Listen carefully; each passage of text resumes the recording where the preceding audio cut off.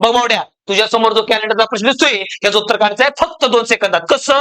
बघ दादा काय दिले बघ, 2025 या वर्षीचं कॅलेंडर परत रिपीट कधी होईल असं म्हणलंय. भावा आपण आधी काय करू, इज्जत मध्ये बघू. बघ आता दिलेल्या वर्ष त्याच्या आधीचं वर्ष जर द्या लीप वर्ष असेल तर दिलेल्या वर्षाचं कॅलेंडर जर द्या 6 वर्षानंतर रिपीट होत असते. आणि दिलेले वर्ष त्याच्या आधीचं लीप वर्ष नसल तर दिलेल्या वर्षाचं कॅलेंडर 11 वर्षानंतर रिपीट होतं भावा. आणि जर लीप वर्षच असेल दिलेलं वर्ष तर 28 वर्षानंतर रिपीट होतं. मग काय करणार? बघ आता 2025 त्याच्या आधीचं वर्ष कोण आहे दाद्या?